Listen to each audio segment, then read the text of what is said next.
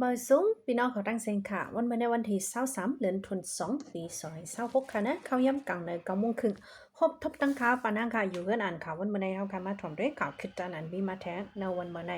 เมื่อคำว่าอันนำรู้ย้อนน้ำค่ะนะอำไรรู้ปันเนอร์ข้องค่ะในคณะย้อนเบิกข่าวอะไรกว่าลงปันเนอร์ข้องใจทีวีออนไลน์เนี่ยค่ะกูข่าวมันมาซ่อนกันเลยค่ะข่าววันเมื่อวานเนี่ยก็บ่มีสังในคณะย้อนเปิดนั่นแหละไรถ่ายปันพี่น้องเขาเนี่ยค่ะเนาะ อันไรมองเปิดจะนั่นไหนก็ย้อนน้อมค่ะนะสองจังหวัดในคองคาหามหันในก็เข้ามือปันแห้งในสื่อได้ทีวีออนไลน์ไรค่ะเนาะอยู่ลีกันใจคอมจ้าดีค่ะเนาะบางวันก็บอกข่าวน้ำในคำตั้นเลยมียามตรงตักจะไหนค่ะนะจะคือกอลีอยู่ดีในเสก็ย้อนสู้ปันพี่น้องเขาฮาเลยอยู่ลีกินวันกัดเย็นเข้มสามมักมีลีเป็นค่ะนะลอดเพกันกุติกูตั้งค่ะนะย้อนโดเลิม ในเมืองหงตมยามาเฮาค่ะในเพก็มาถึงกุฏิกุตั้งนี่ค่ะนะมันจังหนังข่าวนะวันเมื่อไหร่ก็ไล่หันว่าที่มีแรงกาลำหนึ่งนะคะเนาะอันลูกเวียงหรือเรียนเซ็นมีจีนาเนี่ยค่ะนะญายื้อกลางตั้งถึงตีก้นฮอกะพวกไรลูกตายกว่าเนี่ยค่ะเนาะลองตั้งเจ้าในมันนำรอดเพสีอิดนั่นขนาดนะในก็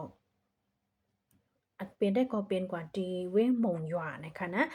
เลี้ยงก้าในก็มันเป็นเลี้ยงก้าจ้าอันต่างก้นออกตั้งนั่นค่ะนะมันได้ห้องว่าขี้แต่ดินเย็นนะคะเนาะเป็นกว่าในวันที่21เดือน February ปี2026นะคะนะเข้าย่ำกลางค่ำ8 โมงหมอก40 เมตรในวันนี้ค่ะดีหิมเวียงหมงหยวาหิมพลาตาสีนะคะเนาะ เนื้อรถก้าได้ก็เตมีก้นฮอก้าแล้วก็เตมีก้นจอยค่ะนะก้นจอมก้าค่ะนะห้องว่าสเปียหนึ่งก็แล้วก็เตมีเทียงก้นออกข้าวทั้ง4ก็ตั้งหมด6เกาะเนี่ยค่ะเนาะมันก้าในแต่ก็เตเรียนเวียงหรือมงหยวาและมันหม้ออันเมืองขังค่ะนะตั้งไปด้านป่วนมงหยวาก็ย่ายื้อเนี่ยค่ะเนาะอ่า เขาลัดได้ว่าย้อนเปือว่าก้าในแหลบอำแหลมเส้นตั้งก็เป็นไรเนี่ยค่ะมันเข้ามาตั้งมันผิดเนี่ยค่ะนะทางแต่ก็ตีเป็นภายจุ่มแล้วสิจุ่มหนึ่งถังผิดว่ากูเป็นรถก้าอ่าผู้เขียนแล้วสิก็ยื้อย้าเนี่ยค่ะเนาะ เนี่ยก็โหนึงในค่ะนะหรือนั่นก้าเนเว้งมงหยวนเนี่ยก็มือป่วนมาวันที่20โหคำ6 โมงในก้วยไล่ทั่วพันตัวตายนั่งยิงอ่อนก้อนหนึ่งอายุมีหมอก20 ปีเนี่ยค่ะจอมตัวมันนางจนในก็ไล่หันมีห้อยมาเจ็บตั้งนำตั้งหลายเนี่ยค่ะนะในวันที่18เดือนธันวาคมปี2026นะคะเวียงมงหยวเหมือนกันในคณะหิมปอกชัญญาวดีนะคะเนาะนั่นก็มีลองยื้อกันเสียก่อนลูกตายกว่า2ก็เมื่อวันที่3เดือนธันวาคมปี2026ป่วนมานั่นซ้ำแต่มีรถกา PDF เขาแล่นไปซึกมันลำยื้อนั่นก็ตายกว่าถึง4เกาะในคณะข่าวนั้นแต่ก็คายำดูบันพี่น้องเขาอยู่ในเป็นเวยมงหยวหลายๆเนี่ยค่ะเนาะข้าวตั้งต่ำไปถึงเลินเวยมงหยวหลายๆก้วยลูกตายใครมีอยู่หมอก10ไปเอาในคณะในก็ย้อนเปิงวันเมืองอำลีในค่ะเนาะ เป็นทางโหนึงอันเฮาค่ะเดี๋ยวไลฟากเสอยู่เศร้ากว่าเนอวงวังไหนเนี่ยค่ะนะยังก็มีข่าวอันลีมองใจลงโหนึงค่ะที่เมืองไทยเนี่ยค่ะเนาะเอ่ย้อนปอลูกเหมือนหนังเจอเหมือนหนังเจอมุงม่องแหละก็เป็นปอลายยืดตายแม่นลูกใจเนี่ยค่ะเป็นกว่าที่เว้งโหหินอ่าเจเว้งประจบคีรีขันธ์นะคะเนาะที่จึงไทยค่ะในวันที่19ป่นมานั่น ก็เป็นปอในอายุ63 ปีเนี่ยค่ะลูกใจอันไรลูกตายกว่าได้ก็อายุ30 ปีพองลูกใจมันตึกนอนอยู่เนอที่นอนนั่นมันก็ยิบกองให้กว่ายื้อมันที่โหลูกใจมันก็ลูกตายกว่าทั้งตีเนี่ยค่ะนะลองตั้งมันแต่ก็อ่าลุงไทยอายุ63 ปีในเลยเป็นไว้ตั้งเป็นป้ายเจอค่ะนะอันพอมาใส่ใจโอกาสนะลองใจตกให้ก็ใจเศร้าเจ้ามองมีตั้งซื้อไรเนี่ยค่ะนะ วนกว่าวนมาลองลุกใจมันในเหมือนหนังใจมันเสมีตั้งคัดใจให้พวกคึดใจเหมือนมันหนังอันมันใครไรใครเปลี่ยนนั่นเปลี่ยนมาไรในสิก็เลยยืดตายแม่นกว่าลูกใจมันเนี่ยค่ะเนาะพองยามแม่มันดึกกว่าใจกัดนะคะนะในกอภัยโฮมปลิกตีหูเห็นเขาตึกยอบตัวไว้เหตุในปันตับตั้งพิษกว่าวันในค่ะเนาะ นี่ก็เป็นอันดีโกลีกักแทงหูนึงนะคะนะใจตกจึงอยู่ก่อนลีลุกเข้าใหญ่ๆมันก็ถึงที่เดเลยเป็นเจ้านั้นนะคะเนาะค่ะเลยรู้อ่านเสียวก็ค่ะตกใจกว่าแต่นี่ค่ะข่าวหูแน่สืบเสียวก็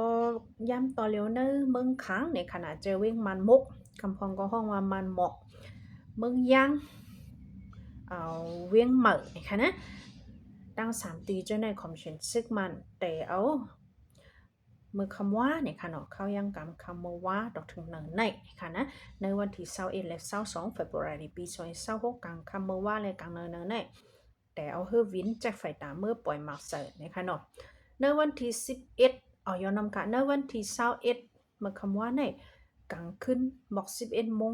ครึ่งเจ้าแน่เนี่ยก็เอาเฮอวินจัดไฟตาเมื่อปล่อยหมักเสิร์วันปอมกระช่องเจวิงเมืองหมอกนะคะนะย้อนเปิ้นนั่นแหละมีลองมาเจ็บรู้แล้วกว่ากำพองนะคะเนาะ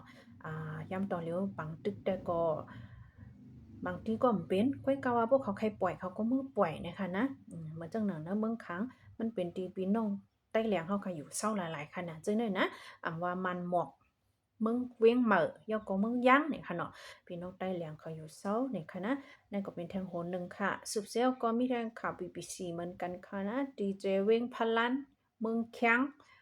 แล้วก็คอมเชียนซึกมาเลยตั้งไผ่จุ่มลูกพื้นเมืองแข้งเขาเป็นปังตึกกันอยู่ข้าวๆแห้งๆวันไหนค่ะ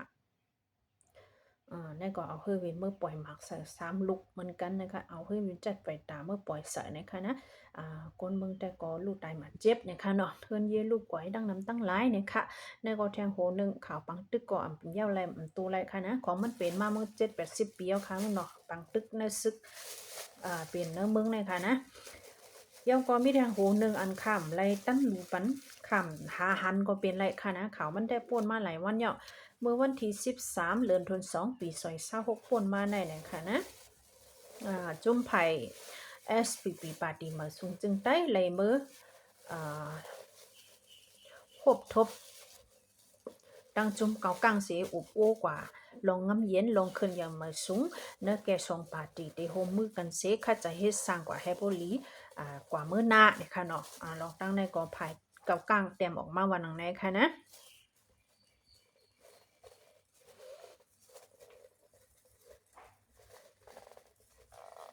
นางฮือเดคือสร้างห้างปองโฮมกันเลยลองง้ำเย็นเนี่ยค่ะเนาะภายเก้ากั้งก็ไล่มาดีวันให้ค่ะนะเงางุ่นปาดีมาทรงจึงได้เสพบทบอบโอกันกว่าเนี่ยค่ะภายเก้ากั้งก็ออกมายินดียินจมลองไล่ฮับตอนจุ้มภายเก้ากั้งลีลีงามทับตอนอกเจอเสียมอาล่าไล่อบกลุ่มปันป้าลงง้ำเย็นอันเดก็สร้างห้างปองกันกว่าตั้งเมื่อนาข้าวหึงจอมกันเจ้าไหนเนี่ยค่ะเนาะอันนี้ก็เลยว่าเขาลีอยู่โหนึงนะคะนั้นลีนะโบเป็นซึกได้คาได้นับสอนวันลีนั่นน่ะเนาะนั่นก็เลยว่า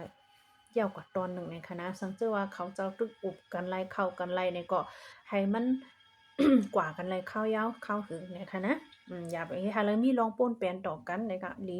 ที่สุดได้สังเจอว่าเป็นปังตึกปังซึกสังลีสิเปิ้นในคณะตอนตะเฮาค่ะคนเมืองย้ำตอนเหลียวโปติมาด้วยได้ก็เกากังแลเทียแนวเอเนี่ยยังตึกสืบเคียงแข็งกันไว้อยู่ไปย้อมต่อกันในคณะว่าลองเฮ็ดสร้างไผแล้วก็เยานะมีเพลย้อมเพลนะคะเนาะไผเกากังก็กำตัดแปดน้ำมันจากกว่าทั้งน้ำตูให้ทำก้นเจ้าคือประลองปันกว่ามาลัดผ่านเนนาดีคือตอนหมายนึงเขาไล่เดี๋ยวเลยว่าขอดพอดขึ้นมาจะไหนนะคะเนาะหรือนั่นก็วิดีโออันเฮาค่ะไปยืนยันไล่ว่าไม่เปลี่ยนอยู่ที่แล้วเจ้านั่นเนี่ยก็ยังดึกสืบมีลองปอดทุบป้อมัง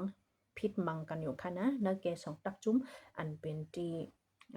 จันอ่อนเขาจะในกวนศึกเขาหนังกันจะในค่ะเนาะดึกมีลองตั้งจึงในอยู่นะคะนะกำแนวค่ะมาถอมด้วยข่าวฟิงฟ้าพองคาเนาะที่เวียงลงตนตี้เมืองไตปอดจันค่ะใน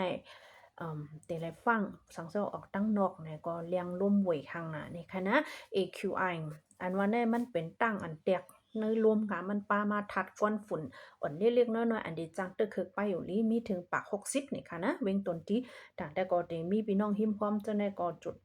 เผาไข่กันเนี่ยค่ะเนาะมันเป็นข้าวไข่ข้าวบนจุดไข่นี่ค่ะนะกว่าดังนอกก็ใส่